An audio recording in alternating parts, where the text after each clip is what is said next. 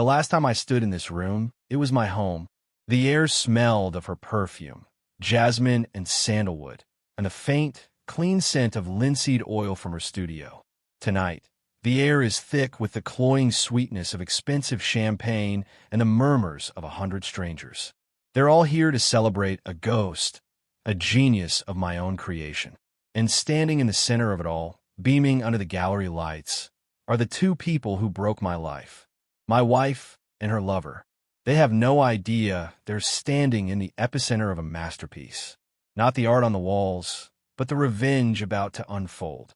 If you've ever been underestimated, betrayed, and made to feel worthless, then you know that feeling in your gut. That cold, heavy stone that sits there day after day. This story is about what happens when that stone is finally carved into a weapon. Stick with me. And if you feel that fire of injustice, hit that subscribe button. You're in the right place. It began, as these things often do, with a lie. Not a spectacular cinematic lie, but a small, mundane one. A slow leak in the foundation of the life I thought I was building. Her name was Genevieve, and to me, she was the sun. I was an architect. I dealt in blueprints, in load-bearing walls, in the practical, tangible reality of creating structures that would stand for a century. My world was one of right angles, concrete, and the satisfying certainty of physics. Her world was abstract. Genevieve was an artist.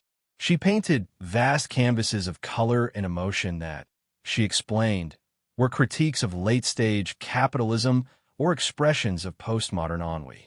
I didn't always understand them, but I understood her. I saw the passion that lit up her eyes when she described a new concept, the way she'd bite her lip when a particular shade of cobalt blue wasn't quite right. I loved that passion. I funded it. Our spacious, minimalist apartment, with its high ceilings and gallery white walls, was more her studio than our home. I paid the mortgage. I bought the expensive German canvases and the imported pigments. I did it gladly, because her success felt like our success. I remember the pride that swelled in my chest when she got her first major gallery representation. It was with Julian Voss. Gallery Voss. Even I, a civilian in the art world, knew the name. Julian was everything I wasn't. He was tall, lean, with an artfully disheveled haircut and a tailored suit that probably cost more than my first car. He spoke with a faint, unplaceable European accent and used words like liminal and diegetic in casual conversation. He oozed a kind of effortless cool that I, with my sensible sweaters and predictable schedule, could never hope to emulate. When he came over for dinner, he'd glide through our apartment, a glass of wine dangling from his long fingers, and appraise our lives. He'd compliment my taste in mid-century furniture with a tone that suggested I'd stumbled upon it by accident. But his eyes were always on Genevieve. He didn't look at her art. He looked at her as if she were the art. Genevieve, darling, he'd purr, his voice a low thrum. Your new series is a revelation, a visceral deconstruction of domesticity. He'd touch her arm, a fleeting, proprietary gesture. Arthur, he'd say, turning to me, a thin smile on his lips. You must be so proud. It's wonderful that you're so supportive. It allows the true talent to flourish. It was a compliment wrapped in an insult. He was telling me my role, the stable, boring wallet that made the real magic possible. And the worst part? Genevieve soaked it up. She started dressing differently. More black, more asymmetrical cuts. She started using his jargon. Our conversations, once about our future or a movie we'd seen, became lectures on the art market, on the importance of the narrative. You don't get it, Arthur, she'd say, a touch of frustration in her voice when I'd ask a simple question. It's not just about what's on the canvas. It's about the story. Julian is a master storyteller. The small lies started piling up. Late nights at the gallery that were just a little too late. Weekend trips to art fairs I wasn't invited to. It's all business, honey, she'd say, pecking me on the cheek. It would just bore you. And like a fool, I believed her. I didn't want to see the other possibility. The thought was so catastrophic that my mind simply refused to assemble the pieces. I'd go to her gallery openings, stand in the corner with a plastic cup of cheap Prosecco, and watch Julian drape his arm around her, as they schmoozed with collectors. I'd see them laugh, their heads close together, sharing a secret language I wasn't privy to. I told myself it was professional. I told myself I was being paranoid. I was the practical, stable architect. She was the passionate artist. Their worlds were just different. The discovery was undignified. It wasn't a dramatic confrontation. It was a Tuesday. I had a site inspection that was canceled at the last minute due to rain. I decided to go home early, maybe surprise her with lunch. I remember walking up the stairs to our apartment, my keys jingling in my pocket. I was thinking about the Thai place on the corner she loved. As I got to our floor, I heard it. Laughter. Her laughter. That full-throated, uninhibited laugh she rarely used with me anymore. The sound was coming from inside our apartment. It was followed by a lower voice, a familiar, purring baritone. Julian's. A cold dread, heavy and metallic, flooded my stomach. I stood there, frozen, outside my own front door. My hand, holding the key, was trembling. Don't be crazy, Arthur. They're probably just having a meeting. I slid the key into the lock as quietly as I could. The tumblers clicked with obscene loudness in the silent hallway. I pushed the door open a few inches. The chain was on, but I could see through the gap. I could see into our living room. Our cream-colored sofa, the one we spent 3 weekends picking out. And on them, he was leaning over her, his hand tangled in her hair. Her head was tilted back, her eyes closed. They weren't just kissing. It was a scene of such raw, carnal intimacy that it felt like I was looking at something I was never meant to see, like a profane ritual. On the coffee table next to them, a bottle of champagne, our anniversary champagne that I'd been saving, was open in a silver bucket. 2 flutes sat beside it. The world went silent. The sound of the rain outside, the traffic on the street below, my own breathing, it all just stopped. All I could hear was a high-pitched ringing in my ears. The keys slipped from my fingers and clattered onto the hardwood floor of the hallway. Inside, the movement stopped. What was that? I heard Genevieve whisper, her voice husky. Probably just the neighbors, Julian murmured back. I couldn't breathe. I felt my lungs seize up. I backed away from the door, slowly, like a man backing away from a cliff edge. I turned and walked down the hall, down the stairs, and out into the rain. I didn't have a jacket. The cold water soaked my shirt, my hair, but I couldn't feel it. I just walked. I walked for hours with no destination. The image of them on our sofa was burned onto the inside of my eyelids. Every time I blinked, I saw it. The casual betrayal. The stolen intimacy in the heart of my own home. When I finally returned, it was dark. The lights were on. I used my key, and this time, the door opened. The champagne was gone. The flutes were gone. The room was tidy. Genevieve was sitting on the sofa, scrolling through her phone, looking impossibly beautiful and impossibly calm. She looked up as I entered, her expression one of mild annoyance. Where have you been? You're soaked. You didn't answer your phone. I looked at her. I looked at the woman I had loved, the woman I had built my entire life around. And I saw a stranger. The words came out, rough and torn. You and Julian. It wasn't a question. It was a statement. A death sentence for the world we knew. Her face flickered. For a split second, I saw panic. But it was replaced, almost instantly, by something harder. Defensiveness. Contempt. She stood up. Oh, Arthur. Don't be so dramatic. Dramatic? My voice cracked. Dramatic? I came home, Genevieve. I saw you. She crossed her arms, a gesture of defiance. And what did you see? A moment of passion? Something you haven't been able to give me in years. The cruelty of it knocked the wind out of me. It was a physical blow. My work is about passion, about feeling, she continued, her voice rising. Julian understands that. He understands me. You understand blueprints. You understand budgets. You're safe, Arthur. You're predictable. And I have outgrown predictable. Julian chose that moment to emerge from our bedroom. Our bedroom. He was wearing one of my bathrobes, a plush navy one I'd bought myself last Christmas. He was holding a glass of my best scotch. He leaned against the doorframe, the picture of smug satisfaction. Look, mate, he said, his tone dripping with condescension. Let's not make a scene. These things happen. Genevieve is a world-class artist. She needs to be surrounded by people who operate on her level. You've been a wonderful patron, but it's time to let her fly. Patron, not a husband, not a partner, a patron, a checkbook. I looked from his smug face to her cold, resolute one. They were a team. They had already discussed this. I wasn't just being replaced. I was being dismissed, discarded like a used-up tube of paint. The injustice of it was a fire in my throat. I had given her everything. My support, my money, my love. And they stood there, in my home, drinking my scotch, wearing my clothes, and telling me I was insufficient. "Get out," I whispered. "I think you'll find," Julian said, taking a sip of the scotch, "that this is Genevieve's primary residence and studio. Perhaps you should be the one to leave." They hadn't just broken my heart. They had planned my obsolescence. They had deemed me unworthy of even a decent ending. I was just a logistical problem to be solved.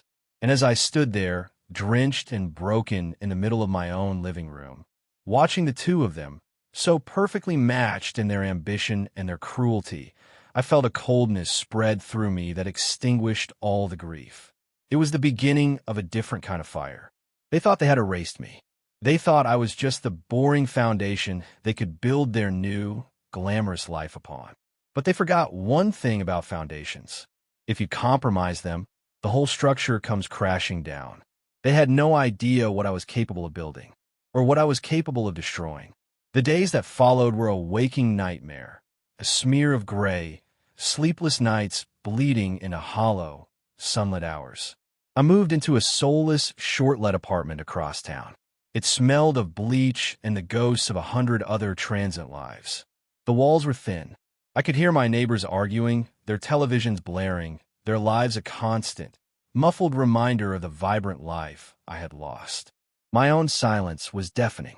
I'd sit on the edge of the stiff, unfamiliar bed and stare at the wall, the image of Genevieve and Julian a permanent fixture in my mind's eye. It was a loop of torment. The laugh, the kiss, the condescending smirk, the word patron. I tried to function. I went to work. I stared at blueprints for hours, but the lines would blur. I'd see the floor plan of my old apartment, a crime scene I couldn't stop revisiting. My colleagues would ask if I was okay. "You look tired, Arthur," they'd say, their faces etched with a pity I couldn't stand. I'd nod and mumble something about a tough project. How could I explain? How could I tell them that the entire architecture of my life had been condemned, and I was still living in the rubble? The legal proceedings were a masterclass in humiliation. Genevieve, guided by Julian, was ruthless.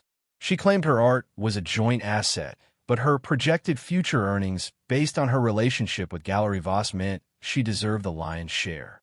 They argued that the apartment was her creative sanctuary, essential to her work. My contributions were reframed as simple investments in her career, investments I had made willingly. Their lawyer was slick and aggressive, painting me as a stifling, uninspired man who was now trying to cling to the coattails of his wife's burgeoning success. I saw them once during a mediation session. They arrived together, a united front of artistic and commercial power. Genevieve wore a stark black dress, looking like a chic widow mourning a life she was already glad to be rid of. Julian had his hand on the small of her back, a gesture of both support and ownership. They looked so perfect, so inevitable. They ignored me completely, speaking only to their lawyer in hushed, important tones. I sat there in my ill-fitting suit, feeling like a ghost at their feast. I lost the apartment. I lost most of my savings. I was forced to pay her alimony, a monthly tribute to her betrayal. Every payment was a fresh twist of the knife. My world shrank. Friends we'd shared took sides, and most sided with the rising star. I couldn't blame them. Her story, as spun by Julian, was compelling. The brilliant artist finally breaking free from a provincial marriage to realize her true potential. My story was just sad. A man got cheated on. It happens every day. The psychological toll was immense. I stopped sleeping more than an hour or two at a time. Why did drift off? I'd have nightmares. Not of them together, but of myself trying to build something, a house or a tower, and the foundation turning to sand, the walls crumbling in my hands. I lost weight. My reflection in the mirror was a stranger, a gaunt, haunted-looking man with dark circles under his eyes that looked like bruises. The worst part was their success. It was inescapable. Julian launched a massive PR campaign for Genevieve's new series, the one she'd been working on in the final months of our marriage. It was called Shedding Skin. The irony was so thick it was suffocating. There were articles in art magazines, interviews on cultural websites. I'd see her face on my phone, her quotes about bravery and embracing authentic narratives. She was using our story, my pain, and selling as high art. One evening, consumed by a masochistic urge, I went to the opening night of her show at Gallery Voss. I wore a baseball cap and stood in the back, shrouded in the shadows. The gallery was packed. The air buzzed with energy and champagne bubbles. I watched as people fawned over her canvases, huge, aggressive slashes of color that I now saw as nothing but noise. And I watched her. She was holding court, Julian by her side, her face glowing with triumph. I overheard a conversation next to me. Two women in expensive coats were looking at a particularly chaotic painting. "It's about her emancipation," one said knowingly. "You can feel the struggle, the breakthrough. Julian Voss says he discovered her, but really, he unleashed her. Unleashed her." I felt a bitter, acidic laugh bubble up in my chest. I had to get out of there. I stumbled out onto the street, gasping for air. The sound of their success, the polite applause, the clinking glasses, it was all a cacophony that underscored my utter defeat. I was nothing, a footnote in her brilliant story, the boring husband she had to shed. That was my rock bottom, leaning against the cold brick wall of an alley across from a gallery, watching the beautiful people celebrate the woman who had gutted my life with the man who held the knife. I felt a profound and terrifying powerlessness. They had all the weapons, the money, the influence, the narrative. What did I have? A rented room and a broken heart. I tried a few pathetic, desperate acts of defiance. I wrote a long, rambling email to an art critic I found online, tried to expose the truth behind the Shedding Skin series. I never got a reply. I posted an anonymous comment on a blog post about her show, calling her a fraud. It was deleted within minutes, probably flagged as spam or the ramblings of a jealous hater. Each failed attempt only made me feel smaller, more impotent. It was their word against mine, and my word was worthless. They were untouchable. I retreated back to my sterile apartment. For days, I barely moved. I let the world go on without me. And then, one rainy Sunday, drowning in my own misery, I found myself sketching. It was an old habit from architecture school, a way to think with my hands. I didn't sketch buildings. I sketched the feeling in my gut, twisted, jagged shapes, a structure collapsing in on itself. A portrait of a face, but it was fractured like shattered glass. I remembered something Genevieve had said to me once, years ago, when she saw some of my old university sketches. She'd been dismissive, even then. "It's technically proficient, I suppose," she'd said, a faint, patronizing smile on her lips. "But there's no soul to it, Arthur. It's just lines on a page. Stick to your blueprints, darling. That's your strength. Stick to your blueprints." The phrase echoed in my head, laced with her contempt. She saw my precision, my attention to detail, as a weakness, a lack of passion, a lack of soul. I looked down at the sketch I had just made. It wasn't just lines. It was raw. It was painful. It was full of the soul she had ripped out of me. I went to the small storage unit where I'd dumped the remnants of my old life. In the back, under a dusty tarp, were my old model-making supplies from college. Woodworking tools, soldering irons, boxes of scrap metal, and bits of reclaimed timber I used to collect. I brought them back to the apartment. I spread them out on the floor. I picked up a piece of weathered, splintered wood. I picked up a shard of a broken mirror.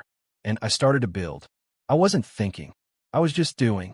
My hands, so used to the precise, clean lines of architectural models, were now working with broken things. With wreckage. I worked for hours, then days. I didn't eat. I barely slept. The apartment became a workshop. It was messy, it was chaotic, but for the first time in months, the silence wasn't empty. It was filled with the sound of my own creation. After a week, I stepped back and looked at what I had made. It was a sculpture, a brutal, haunting thing.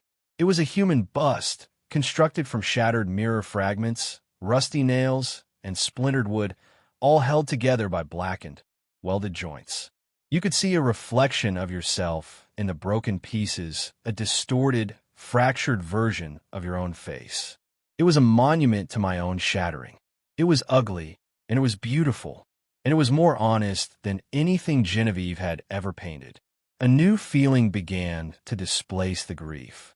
It was cold, sharp, and intensely focused. It was purpose. Genevieve and Julian operated in a world of narratives, of smoke and mirrors. They had branded me as boring, soulless, and predictable. They thought art was their world, a language I could never speak. I looked at the monstrous, beautiful thing I had created from my own pain. A smile, the first real smile in months, touched my lips. It wasn't a happy smile. It was the smile of an architect who has just found the perfect, fatal flaw in his enemy's design. They were about to learn that I didn't just understand blueprints. I understood demolition, and I was about to draw up the plans for the most spectacular collapse the art world had ever seen. The plan didn't arrive in a single flash of inspiration. It crystallized slowly, piece by painful piece, in the crucible of my solitude. It was one thing to build a sculpture in a spare room. It was another to build a legend. My revenge couldn't be a direct assault. That had already failed. It had to be insidious.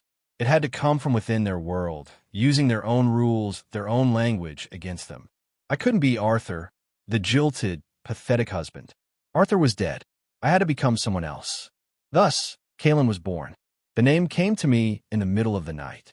It sounded ancient, mysterious, slightly feral. It had no history, which meant I could write one for it. Kaylin would be a recluse, a man who lived somewhere remote. The windswept coast of Ireland, a cabin in the Black Forest, it didn't matter as long as it was far away and unverifiable. He wouldn't do interviews. He would have no online footprint, save for the one I would meticulously curate. His only communication with the world would be through his art and a single, anonymous email address. The persona was the easy part. The art was the hard part. The bust of shattered mirrors was just the beginning. I became a scavenger. I haunted demolition sites, scrapyards, abandoned buildings on the forgotten edges of the city. I collected the detritus of collapsed lives, splintered floorboards, rusted pipes, window frames with peeling paint, sheets of broken safety glass that held the ghostly patterns of their own destruction. Each piece felt like a part of my own story. Each shard of glass, a broken promise. Each rusty nail, a stab of betrayal. My small apartment was no longer big enough. I used the last of my savings, the pittance left after the divorce, to rent a small, windowless workshop in an industrial park on the outskirts of town. It was a cold, concrete box that smelled of oil and damp. It was perfect. It was my monastery, my laboratory, my forge. I worked like a man possessed. My days were for my architecture job, the soulless work that paid for this new obsession. But my nights belonged to Kaylin. I would arrive at the workshop as the sun went down and work until it rose again, fueled by black coffee and a burning, righteous anger. My hands, once clean and precise, became calloused and scarred. I got splinters that went deep into my skin. I burned myself with the soldering iron. I cut myself on the edges of glass. The pain was grounding. It was real. It was a physical manifestation of the emotional agony I was transmuting into art. I created a whole series. Fragments, I called it. One piece was a mangled birdcage made of twisted rebar, with a single, perfectly preserved porcelain teacup sitting inside, a symbol of trapped domesticity. Another was a dress form woven from barbed wire, its heart a hollow space filled with shattered light bulbs. Each piece was a visceral gut punch. It was art born not of theory, but of genuine, brutal experience. It was everything Genevieve's sterile, academic canvases were not. The next step was to get Kaylin noticed. I couldn't just walk into a gallery. Arthur couldn't exist. I created a simple, elegant website. Black background, white text. It showed only high-resolution, beautifully lit photographs of the sculptures. No artist bio, no statement. Just a single, cryptic quote. The most beautiful things are born from the most violent breaks. And the anonymous email address. I became a student of the art world's underbelly.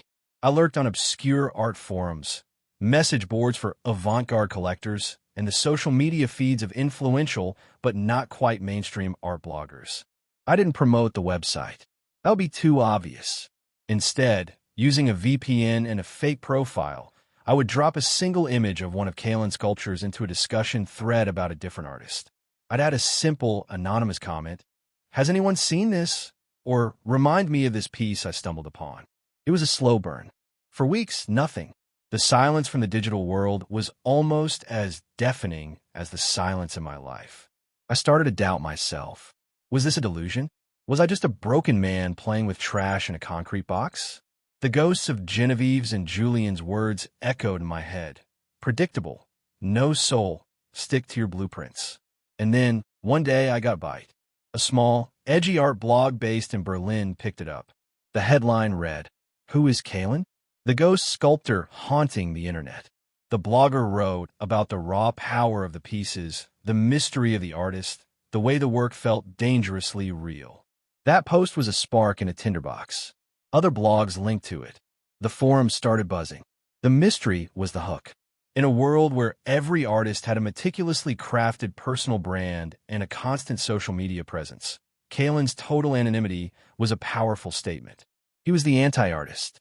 His work spoke for itself, because it was the only thing that could speak. Emails started trickling into the anonymous account.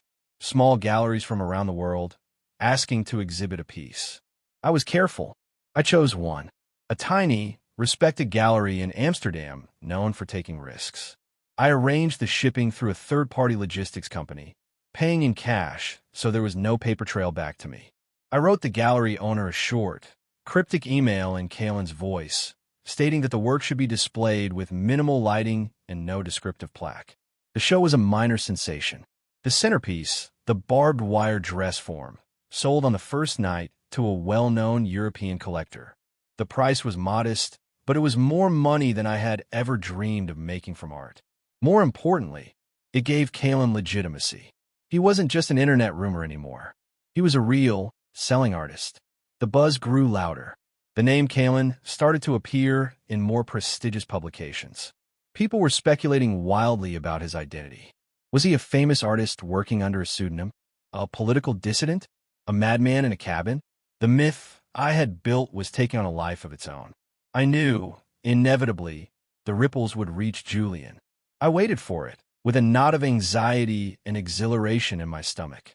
It came in the form of an article in Art Forum, the Bible of the contemporary art world. It was a trend piece about the rise of anonymity art, and Kalen was the star example. The article mentioned the sellout show in Amsterdam and the growing clamor among collectors. A week later, I got the email I had been waiting for. The sender was J. Voss, Gallery Voss. My heart hammered against my ribs. I had to read it 3 times to believe it was real. It was addressed to the anonymous Kalen email. "Dear Kalen, I have been following your emergence with great interest. Your work possesses a rare and brutal honesty that the art world desperately needs. It is singular. I have not been this excited by a new voice in a decade. I represent a number of the world's leading contemporary artists, and I believe your work deserves the largest possible platform. I would like to discuss the possibility of a solo exhibition at my gallery in New York. I understand and respect your desire for privacy, and I am willing to work under whatever conditions you require. I look forward to hearing from you. Julian Voss." I stared at the screen, a giddy, terrifying wave of triumph washing over me. The fish had not just taken a bait. He had swallowed the entire fishing rod. Julian, the master storyteller, the gatekeeper of cool, was begging to represent the ghost of the man he had ridiculed and cast aside. The irony was so exquisite, it was almost painful. This was the most dangerous phase of the plan. I had to communicate with him, negotiate with him, without ever giving myself away. I drafted my reply carefully, channeling the persona of Kalen. The tone was aloof, demanding, almost arrogant. I agreed to consider his offer, but on my own terms. All communication would be through email. All artworks will be delivered by a secure, anonymous courier. The contract would be negotiated through a lawyer I would hire online, Mr. Graves, who would also never meet me in person. Julian agreed to everything. He was desperate. Getting Kalen would be the coup of his career. It would cement his status as the ultimate tastemaker. His emails became more and more fawning. He was no longer the smug predator I knew. He was a supplicant courting a mystery. We settled on a date for the show, the beginning of the fall season, the most important slot in the gallery calendar. As we finalized the details, I saw an announcement online that made my blood run cold with savage delight. Genevieve's next solo show at Gallery Voss, originally scheduled for that same prime autumn slot, had been postponed until the spring to make way for a major, paradigm-shifting exhibition by a groundbreaking new artist. He had bumped her. For me. For Kalen. I could only imagine the conversations, the arguments, the fragile truce they must have reached. Julian, soothing her ego, telling her this was for the best, that the buzz from the Kalen show would benefit the whole gallery, would benefit her. And Genevieve, proud and ambitious, having to swallow the bitter pill of being sidelined for an anonymous man she had never met.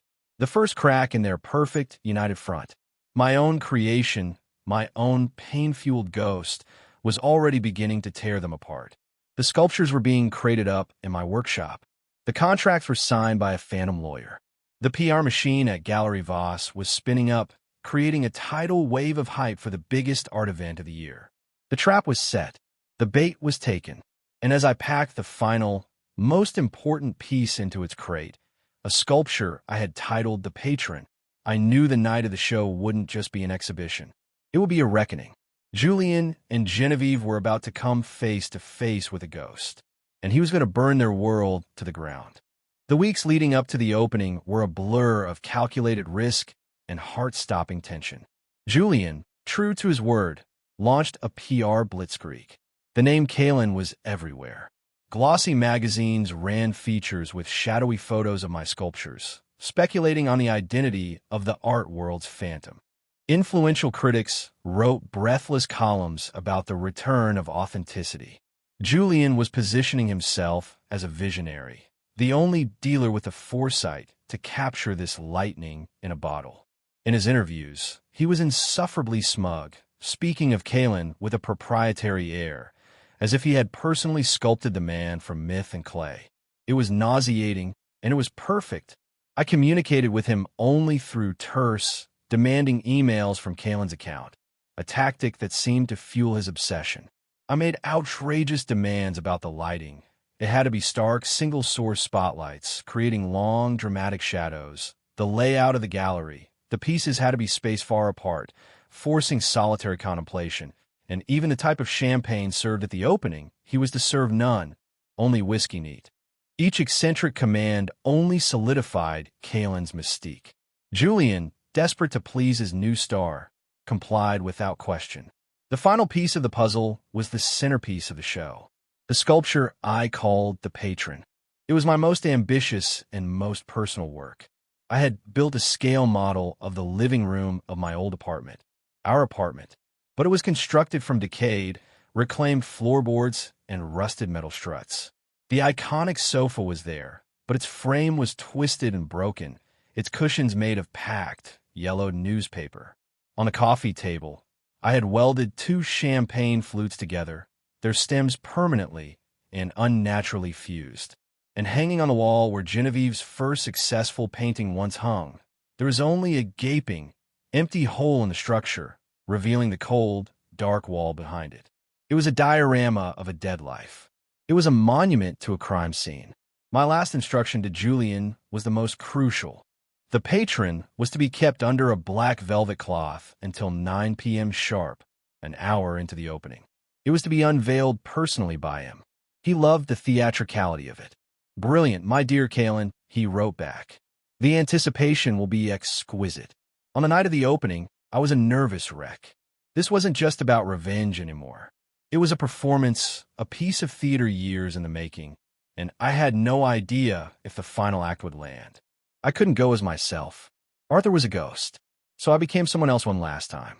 I wore a well-tailored but unremarkable suit, glasses I didn't need, and I'd spent the previous month growing a beard. I looked like just another art world functionary, an architect perhaps, or a junior museum curator. I was invisible. I arrived an hour after it started, letting the gallery fill up. The atmosphere was electric. The room was packed with the city's cultural elite, collectors, critics, artists, and socialites. They moved through the space with a hushed reverence, their voices low as they circled my sculptures. My sculptures. Standing there in the shadows, I could feel the raw, kinetic power of them. They weren't just objects. They were reservoirs of my pain, and they were radiating it into the room. And then I saw them. Genevieve and Julian were holding court near the entrance. Julian was incandescent with pride, his arm possessively around Genevieve's waist, accepting congratulations as if he had chiseled the sculptures himself. Genevieve was playing the part of the supportive partner, the gallery's first lady. She was smiling, but it was brittle. I could see the strain around her eyes. I knew her tells. I knew she hated not being the center of attention. I saw her glance at my barbed wire dress form with a flicker of something I recognized: professional jealousy. It was a delicious, agonizing sight. I drifted through the crowd, a phantom at my own coronation, listening to the whispers. Utterly visceral. A genius, whoever he is. Voss has done again. The praise was for Kalen, but the validation was all mine. At 5 minutes to 9, Julian stepped onto a small platform, a microphone in his hand. The room fell silent. "Thank you all for coming," he began, his voice smooth as silk. "Tonight, we are not just witnessing the debut of a new artist. We are witnessing a paradigm shift. In an age of oversharing and personal branding, Kalen reminds us that true art comes from a place beyond ego, a place of raw, untamed truth." He gestured towards the large, shrouded object in the center of the room. Kalen's work speaks of collapse, of wreckage, but also of the stark beauty that can be found in the fragments. It has been the honor of my career to bring this voice to you. And now I give you his masterpiece. The Patron. With a flourish, Julian pulled the velvet cloth away. There was a collective, sharp intake of breath from the crowd. The sculpture was lit dramatically, just as I had instructed. The ruined living room sat there, silent and accusatory. For most people in the room, it was a powerful, symbolic piece about the decay of domesticity. But for two people, it was a mirror. I watched Genevieve's face. Her smile froze, then melted away. Her eyes widened, a flicker of confusion turning into dawning, horrified recognition. She looked from the twisted sofa to the fused champagne flutes. Her hand flew to her mouth. She knew, instantly, this wasn't just a sculpture. It was a memory, a specific, damning memory. She turned to Julian, her face pale, her eyes wide with panic.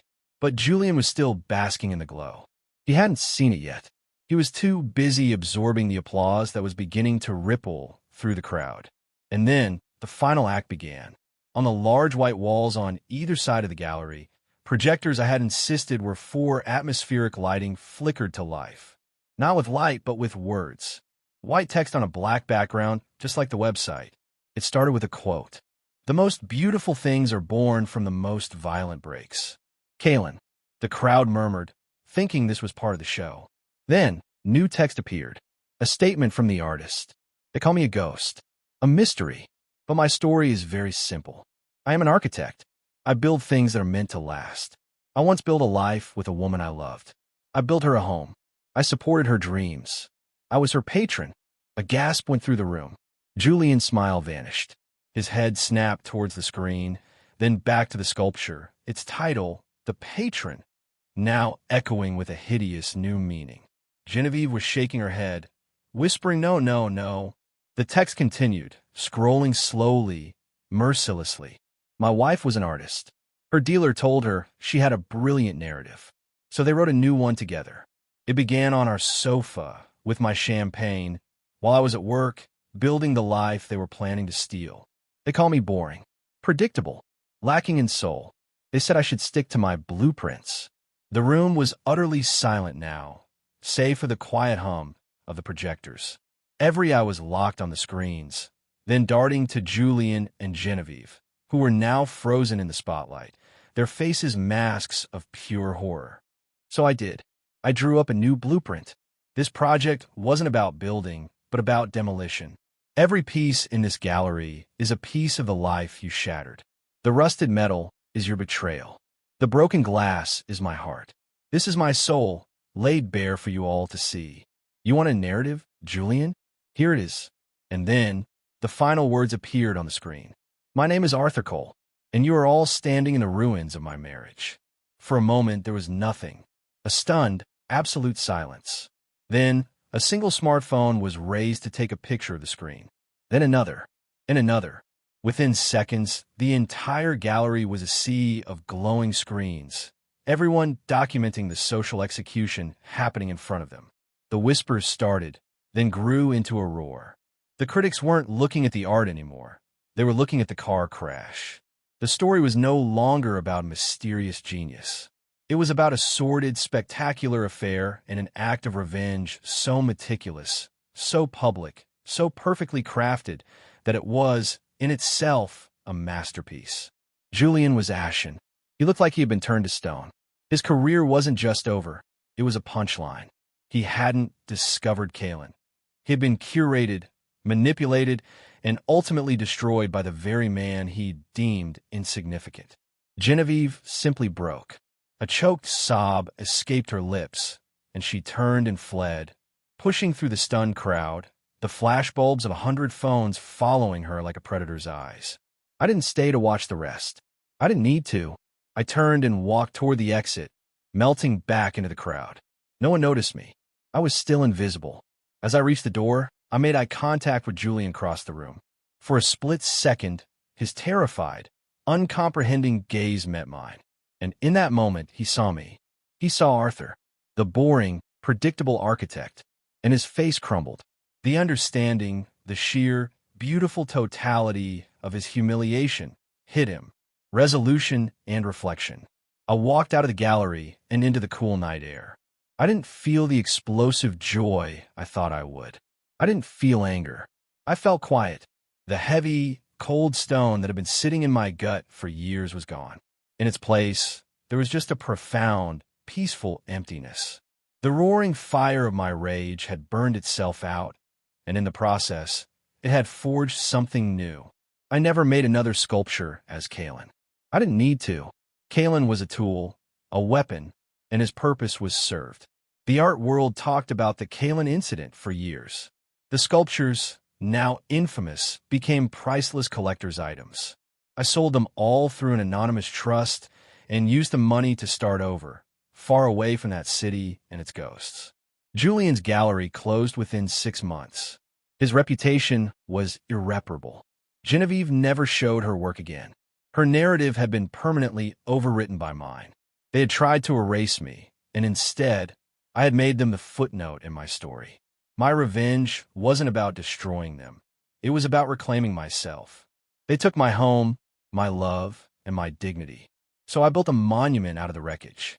I showed them, and the world, that the quiet, predictable man they underestimated had a soul, and it was made of steel and broken glass. I didn't get my old life back, but I didn't want it. I had built a new one on a much stronger foundation, my own. The best revenge isn't loud and violent. Sometimes it's meticulous, creative, and devastatingly precise. It's about taking the very things that used to break you and building your triumph. If you've ever dreamed of turning your pain into power, let me know your thoughts in the comments below. And if this story resonated with you, consider subscribing for more tales of justice, served cold. Thank you for listening.